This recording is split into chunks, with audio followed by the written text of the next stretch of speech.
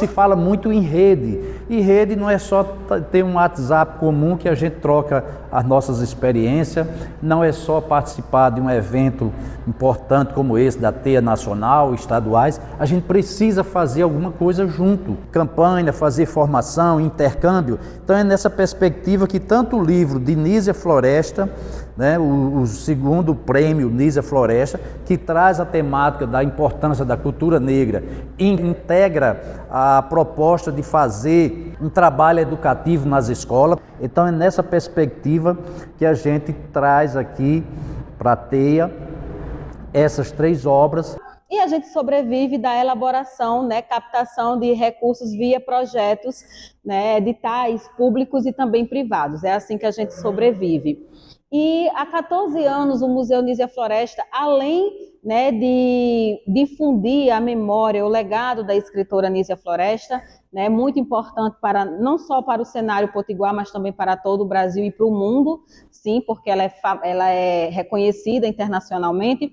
Mas nós temos principalmente uma responsabilidade no sentido do patrimônio, da salvaguarda desse patrimônio, seja ele material ou imaterial. Nós, pequenininhos, lá no município de Nísia Floresta, que 10 anos depois resolvemos ousar, né? Por que não a gente não se mostrar para o Brasil, né? Sair daqui, sair dessa ação mais local e se mostrar para o Brasil com um prêmio que levasse o nome de Nísia Floresta. Estou feliz porque estou aqui, pertinho de você. Bom dia, bom dia, bom dia. Bom dia, como vai? Bom dia, bom dia, bom dia. Bom dia, como vai? Nísia Floresta tem uma história muito bonita, né, mas que ainda é muito pouco conhecida pelos seus próprios conterrâneos, né, e o nosso trabalho é justamente de difundir o nome dela. Então foi aí que a gente começou a pensar uma forma de levar o nome de Nísia para muito além daquele município e também para muito além do nosso estado. E é aí que surge, né, o Prêmio Nísia Floresta de Literatura, com esse objetivo de difundir o nome de Nísia, mas também de trabalhar o patrimônio imaterial, né, através do cordel, né? E aí nós lançamos a primeira edição durante a pandemia, fizemos a primeira edição e, para nossa surpresa, tivemos quase 200 inscrições de poetas e poetisas do Brasil inteiro participando dessa iniciativa, né, que era unânime, né? Nunca tinha acontecido um prêmio, né, que levasse o nome de Nísia, principalmente em âmbito nacional. E premiamos em dinheiro, então a gente conseguiu captar recursos via editais públicos para poder fazer a primeira edição, que também resultou numa obra literária. No caso do Árvore Fonte da Vida, no caso do livro de Nísia Floresta, chamar vocês para se integrar a esse trabalho tão importante que é da defesa do meio ambiente. Então a árvore é fonte de fato da vida. Então a gente quer desenvolver uma campanha em torno disso e o de Nísia para essa temática tão urgente que é o enfrentamento do racismo, e a gente enfrenta o racismo mostrando a valorização da cultura negra. São poucas publicações no Brasil sobre a história das comunidades quilombolas. E existe uma lei que garante a obrigatoriedade do ensino da cultura afro-brasileira nas escolas públicas e privadas. Mas falta material, subsídio específico dos territórios, da realidade. E aí foi nesse contexto que surgiu o livro Comunidade Quilombola da Macambira, um passeio pela história da comunidade. Esse livro já foi lançado 3 vezes nacionalmente, essa é a 4ª vez.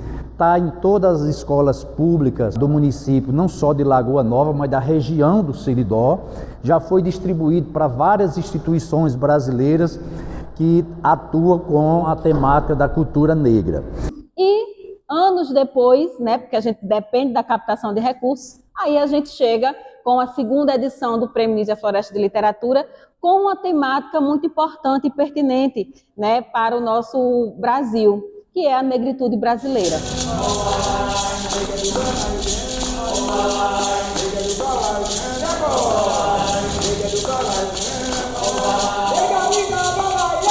A nossa conversa ela é intermediada pela intervenção de todo mundo, né? O corpo da gente fala, né? O corpo da gente também quer se pronunciar, enquanto dialogantes com os territórios, né? E os territórios a gente sabe que eles estão sempre, né, em mudança e em ascensão. Tanto é que aqui está o produto, né, desses diálogos, né, dessas buscas aqui pela sustentabilidade, né, e sobretudo pela promoção da cultura nativa, da cultura ancestral, né, que é o nosso bem maior, né? Por isso nós somos chamados de fazedores de cultura.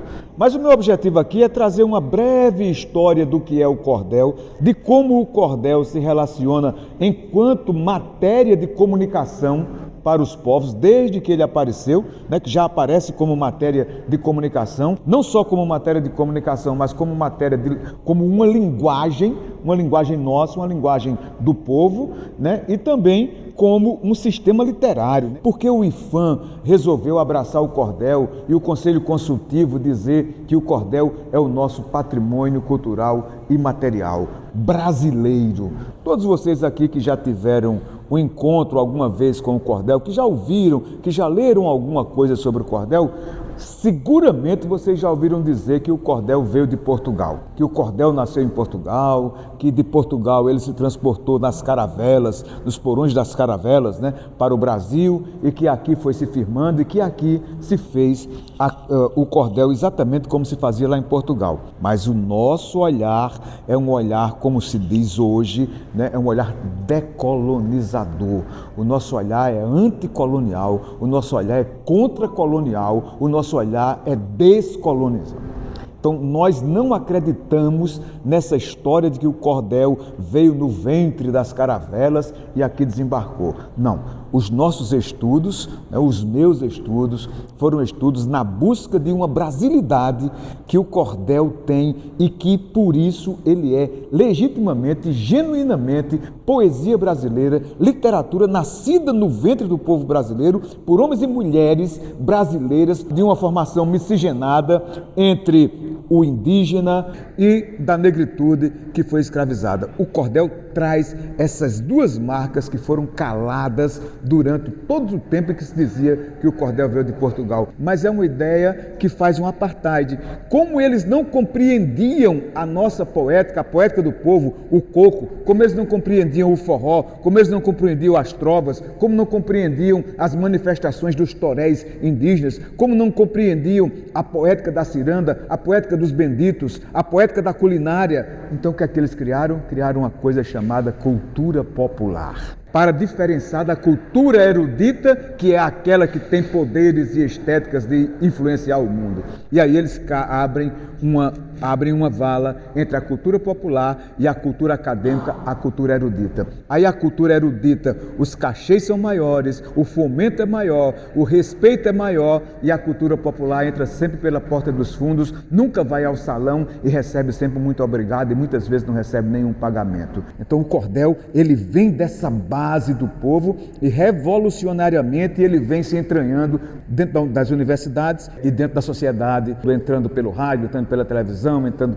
pelos jornais, entrando na casa das pessoas, né, comunicando a partir de sua letra e de sua estética as necessidades urgentes do povo e da humanidade, como sustentabilidade, como a presença da negritude, o respeito, né, e a dignificação da cultura negra que contribuiu para a gente ser Brasil, e das comunidades quilombolas que fazem a revolução, da agricultura familiar, da culinária, né, ancestral. A gente precisa pensar tudo isso, e o cordel é essa literatura, é essa poesia que pode fazer isso, porque ela é lúdica, porque ela é poética, porque ela tem um ritmo, o ritmo da vida. E o cordel, além de ser essa voz para muitas comunidades de base, para muitos grupos de cultura, para muitas pessoas e muitas identidades, também ele é instrumento terapêutico. Então, o nosso objetivo é trazer esses elementos aqui para a gente discutir, né, como é que a gente pode utilizar isso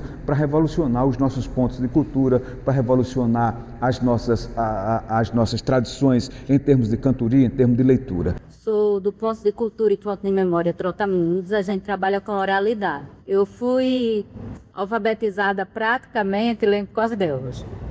Meus avós maternos me contavam muitas histórias. E eram histórias que eles tinham na cabeça deles, né? Eram os saberes deles e era a oralidade que ele tinha ouvido do pai, né? Enfim, dos ancestrais.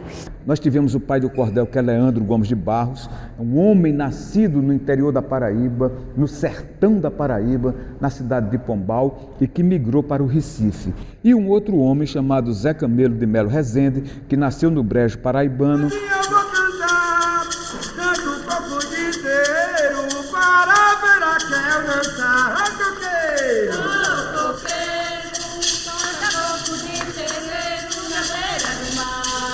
Que a gente vê que como é mais fácil os homens conseguirem as coisas, né? Porque existe um pacto, né, entre os homens. Quando uma mulher chega perto, ele, né, já não quer nem ouvir. Isso dentro do cordel é terrível. A letra da mulher é sempre vista como menor.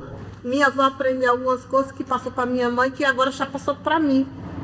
Mas se a gente não tiver esse protagonismo, vai se acabar em mim, não vai chegar nem na minha filha. Então, assim, tá na hora da gente tomar o que é de direito nosso, certo? Eu acho muito importante o Zé estar empenhado nessas histórias de mulheres, porque isso enriquece, isso fortalece a gente. Quero fazer um convite a você, caro leitor, e pedir que acredite no poeta e narrador, pois vou contar uma história repleta